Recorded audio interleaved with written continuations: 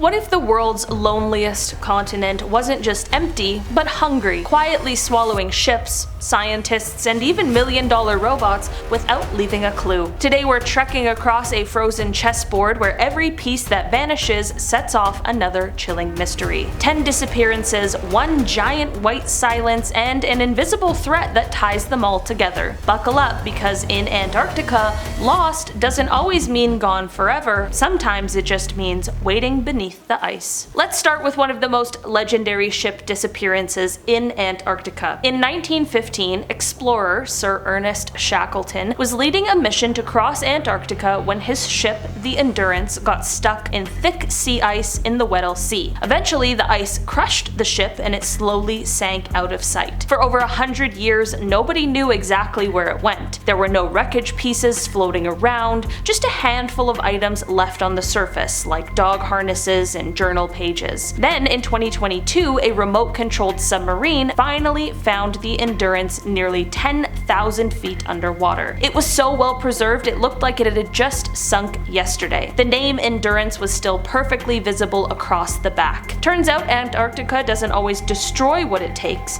it sometimes freezes it in time. But just 14 years later, Antarctica would claim its first aircraft. In 1929, a Norwegian pilot named Leif Lear took off from a massive whaling ship called Cosmos in a tiny two-seater airplane. His job? Fly ahead and scout for open patches in the ice to help guide the ship. But just 10 minutes after takeoff, the radio went quiet. There was no mayday, no crash report, nothing. The plane completely disappeared in the vast southern ocean. Nearby American explorers joined the search but found absolutely zero clues. No oil slick, no floating parts, nothing. To this day, no one has found the wreckage. Some experts think it might be slowly drifting inside a giant glacier or iceberg buried under tons of ice and snow, inching toward the sea year after year. This was the first ever fixed-wing aircraft to disappear over Antarctica. Sadly, it wouldn't be the last,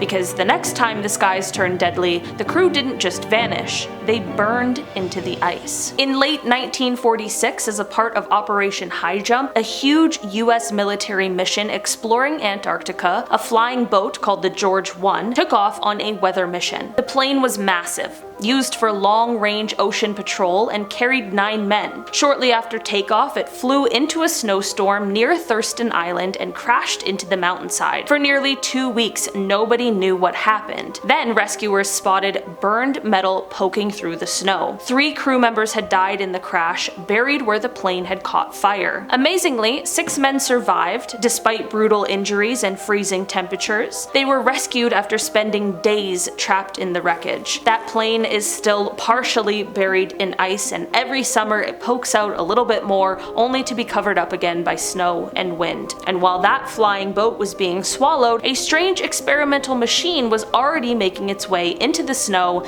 and would never be seen again. Before the plane crash happened, the US had already tried something wild, sending a giant science lab on wheels into Antarctica. It was called the Snow Cruiser, nicknamed the Penguin, and it looked like a tank crossed with a submarine. It was 55 feet long, it had beds, labs, and even a garage for a plane on top. But the mission was a disaster. The tires were too smooth, and the thing just spun in place on the ice. In 1941, they gave up and left it behind, half buried near a research base called Little America 3. Fast forward to 1958, almost 20 years later, a new team digs down through 15 feet of snow, and there it is. The Snow Cruiser is perfectly preserved. Batteries still had charge, but instead of pulling it out, they marked it with flags and left it again. Then the ice shelf itself broke off into the ocean, and the Snow Cruiser was gone. Most experts believe it's now sitting at the bottom of the Southern Ocean, drifting in the dark, but if you think that's creepy, wait until you hear what happened to the next guy. He vanished into thin air on a short walk between 2 buildings. On May 8, 1965, Carl Disch, a physicist working at Byrd Station, left a small building where he was doing research and started walking back to the main camp. It was only a little over a mile away, and there was even a safety line he was supposed to follow through the snow, but at some point he disappeared. Search teams followed his his footprints until the wind erased them. They fired flares, shone lights, and even set up tall signal poles in the area,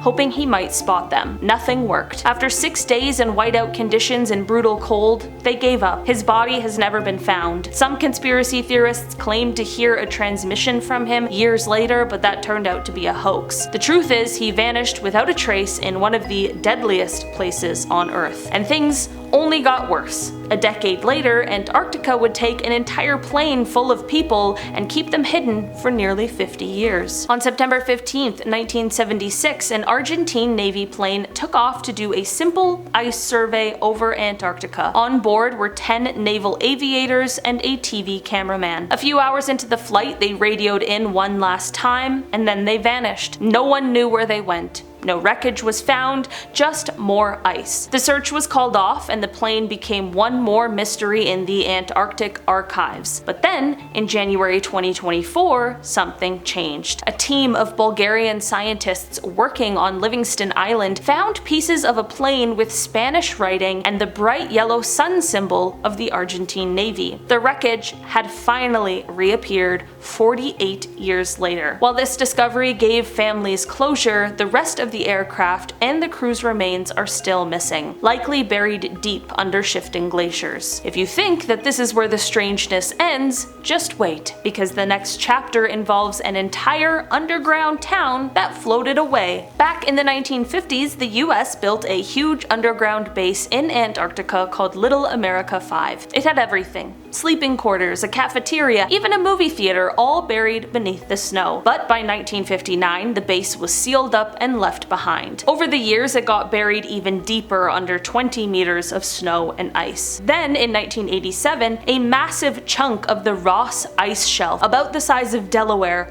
broke off. It was named Iceberg B9. Satellite photos showed pieces of the old base, like antennas and rooftops, floating away inside the iceberg. Scientists believe that somewhere in the broken off ice are old American flags, research notebooks, and maybe even tracks from the long-lost snow cruiser. It's one of the strangest reminders that in Antarctica, even entire buildings can vanish. No big crash, no explosion, just slowly drifting away until nobody remembers they were ever even there. The next disappearance rewinds the scale from a buried city to a 14-meter yacht swallowed in a single gale. In February 2011, a Norwegian adventurer named Jarl Andhøy set out on a dangerous trip to Antarctica with his steel yacht Berserk. But on the 22nd, during a violent storm, the boat sent out a distress signal. Strong winds, flooding, emergency beacon activated, and then nothing. New Zealand sent out a Navy ship to search, battling winds over 180 kilometers per hour. They eventually found a shredded life raft and a slick of diesel floating on the waves, but no sign of the boat or the 3 men who had been on board. 2 other members of the crew had stayed behind on the ice. They watched helplessly as the searchlights disappeared over the ocean, realizing the rest of their team and their way home had likely been swallowed by the sea. Some people criticized the trip, saying Jarl didn't have proper permission. Others call him a fearless modern explorer. But no matter how you look at it, Berserk disappeared and the Ross Sea never gave it back. Only 2 summers later, a Canadian twin otter would vanish upward instead of downward, straight into a granite wall and a maze of crevasses. In January 2013, a small Canadian plane took off from the South Pole, headed for an Italian research base. The weather looked clear at first, but conditions quickly turned bad